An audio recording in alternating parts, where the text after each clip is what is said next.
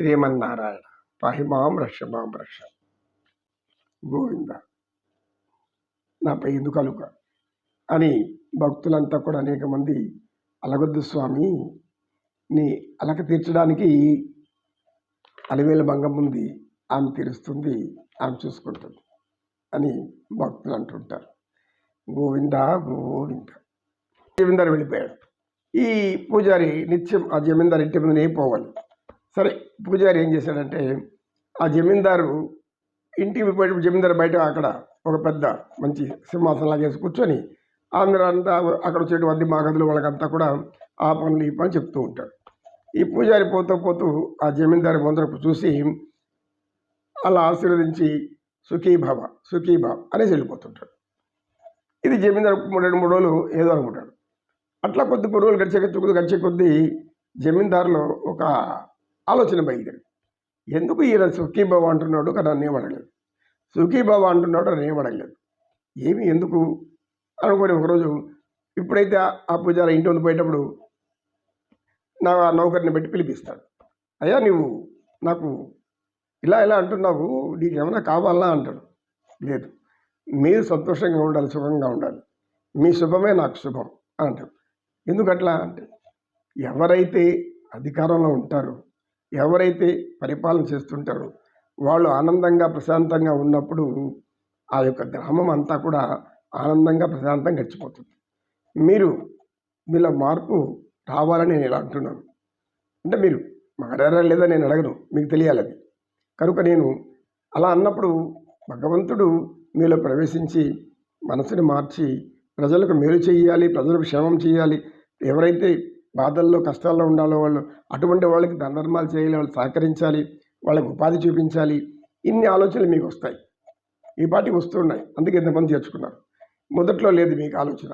నేను కనబడుతున్న రోజులు మీరు నన్ను మనసులో పెట్టుకొని వెంటనే మీలో ఆలోచనలన్నీ మార్చుకొని ఇవన్నీ చేస్తున్నారు, అవునా అని అంటాడు. అప్పుడు ఆశ్చర్యపోతారు జమీందారు, నాలో ఈ మార్పు రావడానికి కారణం ఓహో ఈ యొక్క పేద బ్రాహ్మణుడు ఆశీర్వాదమా అంటే భగవంతుడి ఆశీర్వాదం. భగవంతుడి సంతానంలో అంటే ఆయన అప్పుడు చెప్తారు.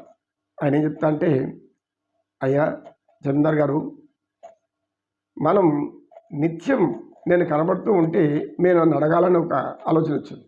అదేవిధంగా నిత్యం మన వీధుల్లో కానీ మన ఊళ్ళో ఎక్కడ ఆలయాలు ఉన్నప్పుడు అలా వెళ్తూ భగవంతుడు వెళ్తూ భగవంతుడు నమస్కరించి వెళ్తే ఏమవుతుంది, భగవంతుడు ఆయన దృష్టిలో మనం పడతాం. నిత్యం నన్ను చూస్తున్నాడు కనుక నిత్యం నా భక్తుడు అని ఆయన ఆలోచనలో వచ్చేస్తుంది. కనుక వీళ్ళకి ఏదైనటువంటి సహాయం చేయాలి, వీళ్ళని అనుగ్రహించాలి అనేటువంటి ఆలోచన ఉంటుంది. కనుక జమీందారికి నమస్కారం పెట్టి, నేను ఆ విధంగా మీరు మారితే సమాజం మారుతుంది, సమాజం మారితే దేశం మారుతుంది. కనుక మీరు ధనవంతులు, అందులో అధికార పరిపాలన చేస్తున్నారు ఈ గ్రామాన్ని, కొన్ని గ్రామాలంతా కూడా మీ జమీందారీలో ఉంది. మీరు ఎలా అందరినీ సంతోషంగా ఉండాలో మీకు అర్థమైంది. ఎందుకు నేను ఆనందంగా ఉన్నాను, ఏమీ లేనివాడు ఆనందంగా ఉన్నప్పుడు ఇంత ఉండి నేను ఎందుకు ఆనందంగా ఉండకూడదు అనే ఒక ఆలోచన మీకు వచ్చింది. ఆ ఆలోచన రావడం మీరు మారుతున్నారు అని వివరించిన పూజారి. అప్పుడు ఆ జమీందారు బట్టి దిగి వచ్చి తన యొక్క మెడపైన ఉన్న కండువా తీసి ఆయనకి వేసి నమస్కరించి, అయ్యా మీలో ఇంత జ్ఞానం ఉందని నాకు తెలియదు, జ్ఞానంలో ఇంత ఆనందం ఉందని కూడా నాకు తెలియదు అని అన్నాడు. జ్ఞానం ఉండేదే ఆనందంగా ఉండడానికి. నాకు జ్ఞానం ఉందని ఎవడు అనుకుంటాడో వాడు ఆనందంగా ఉండాలనుకుంటాడు, అంతేగాని నిత్యం ఏదో ఒక బాధ ఏదో ఒక దుఃఖం లోపల పెట్టుకొని వికారంగా ఆలోచించుకుంటూ బాధలకు ఏదో ఆవేదనకు నిరాశ ఎంత పొందినా ఏం చేసిన నిరాశ ఆశ నిరాశలు, ఈ రెండు కూడా ఆశ నిరాశలు రెండు కూడా మనల్ని మాయ చేసేటి. ఒకప్పుడు ఆశ కల్పిస్తుంది, అది లేకుండా పోయినప్పుడు నిరాశ వచ్చేస్తుంది.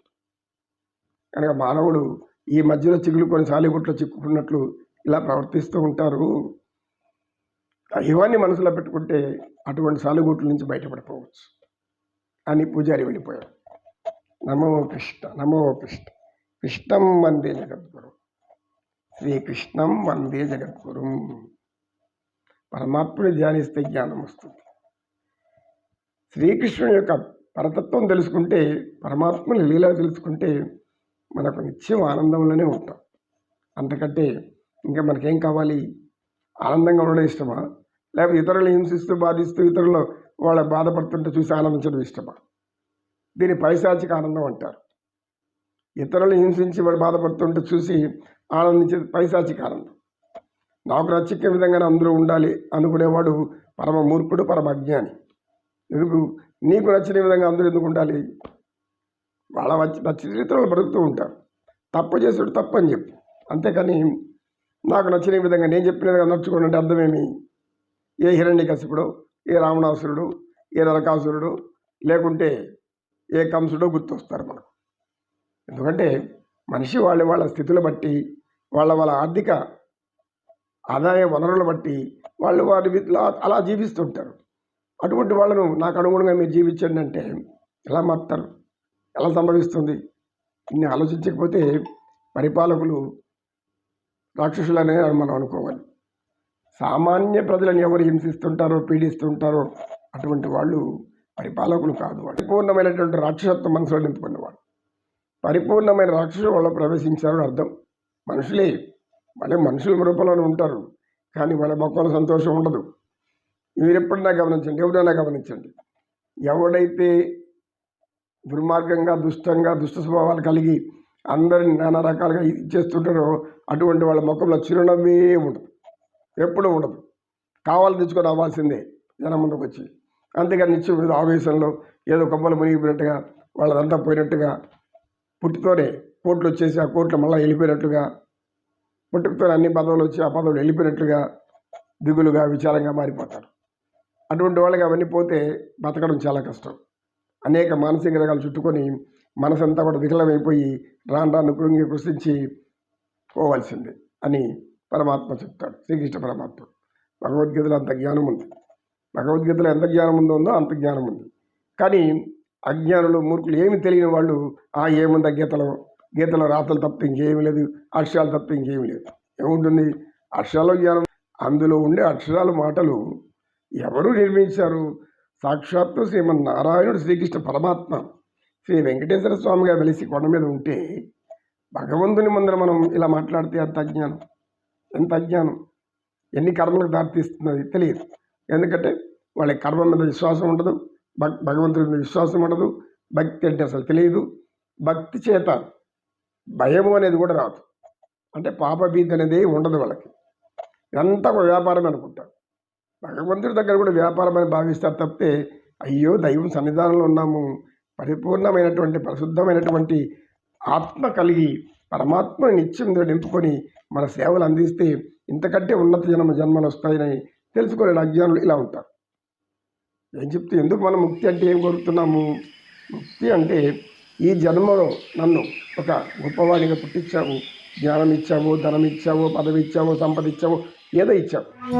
ఇప్పుడు నేను తెలుసుకొని నిన్ను నమ్ముతూ నీ సేవ చేస్తూ, భగవంతుడి సేవ అంటే మానవ సేవే మానవ సేవ అది తెలియకుండా తెలుసుకొని మనం చేసామనుకోండి, ఉన్నతమైన జన్మలు వస్తాయి, ఉత్తమమైన జన్మలు వస్తాయి.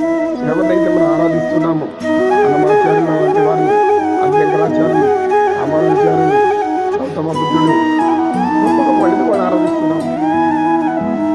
పరమాత్మ శ్రీకృష్ణ పరమాత్మ జ్ఞానం బోధించాడు. ఎందుకు విష్ణువు కృష్ణుడిగా జన్మించడం వల్ల ఆయన ఆలయాలు నిత్యం పూజ చేస్తుంటాం. వాళ్ళన్నీ మంచిగా చేశారు, మంచి పనులు చేశారు, అందరి ప్రజలకి మేలు చేశారు. ఎవడైతే దుర్మార్గం అంటే వాడిని సంహరించేశాడు. నమో కృష్ణ, నమో కృష్ణ. కృష్ణం వందే జగద్గురుం, కృష్ణం వందే జగద్గురుం.